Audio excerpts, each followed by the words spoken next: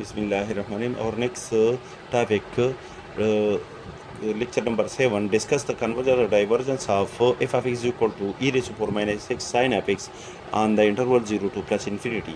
Since the function f of x is continuous on the given interval, therefore the improper integral of the function f of x on the given interval is equal to limit when m tend to plus infinity integral from 0 to m e raised to power minus x sin of x dx. Let I is equal to integral e raised to power minus x sin of x dx. First we have to integrate e raised to power minus x sin x, and after the result we apply the upper and lower limit.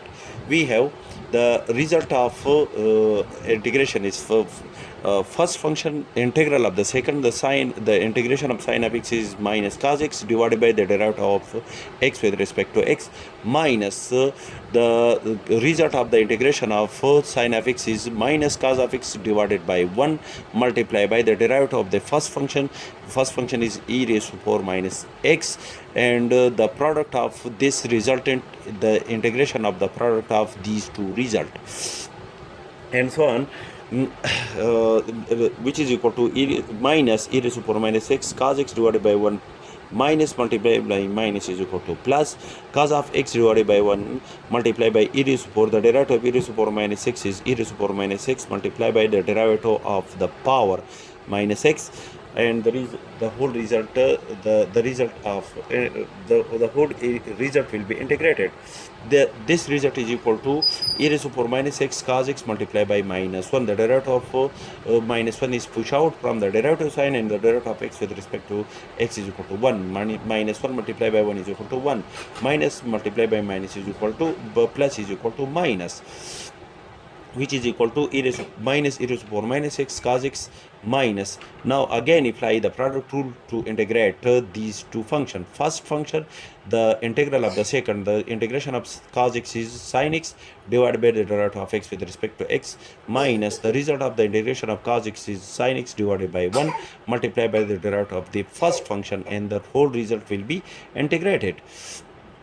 This result is equal to minus e raised to power minus x cos x minus minus 1 multiplied by e raised to power minus x sin x divided by 1 minus multiplied by minus is equal to plus sin x divided by 1 is equal to sin x multiplied by the derivative of e raised to power minus x is e raised to power minus x multiplied by the derivative of the power.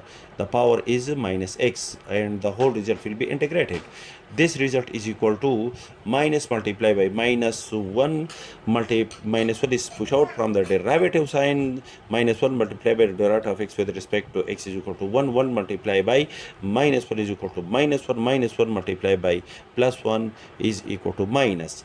This result is equal to I is equal to minus e raised to power minus x cos x minus e raised to power minus x sin x, and this result is e raised to power minus x sin x, and this result is denoted by I, and add I to both sides. We have 2i is equal to minus e raised to power minus x cos x plus minus e raised to power minus x sin x. The result is I is equal to minus e raised to power x cos x divided by 2 minus e raised to power minus x the sin x divided by 2. This result is this is minus. Apply the upper and lower limit.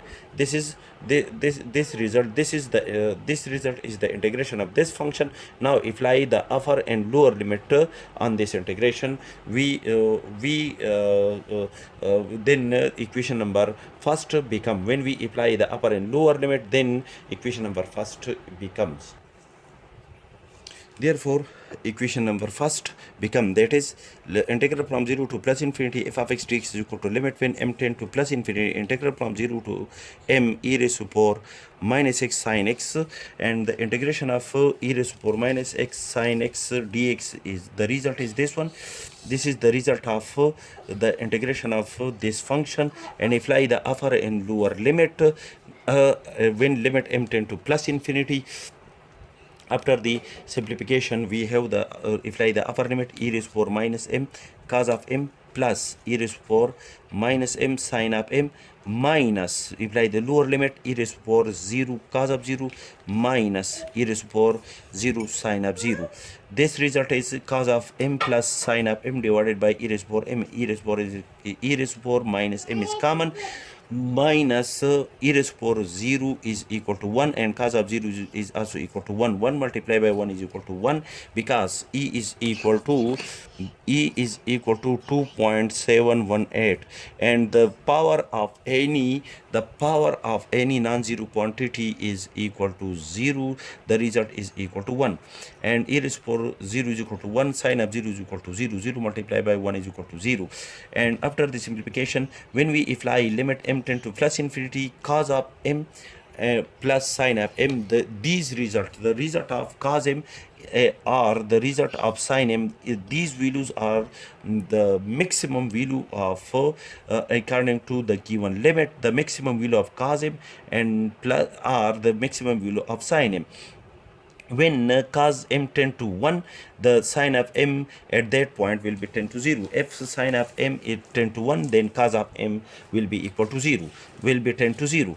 So therefore, the maximum value of cos m or sine m will be equal to 1. In this case, when we apply limit, therefore 1 divided by e is equal to 2.718 approximately. And e tend to infinity is equal to infinity. Maximum value divided by infinity minus the limit of 1 under the limit of the constant 1 is equal to 1, and maximum value divided by that may be 1, maybe the value is the result of the value is of cos x or sin x maybe be 1, or the value is between minus 1 to 1. That value divided by infinity is equal to 0. 0 minus 1 is equal to minus 1. Minus 1 multiplied by minus 1 over 2 is equal to 1 over 2. That is, the function f of x is equal to e raised to power minus x sin x is convergent, because 1 over 2 is not equal to plus or minus infinity. Therefore, the function f of x is equal to e raised to power minus x sin x is convergent, converge to the point 1 over 2, which is our required result.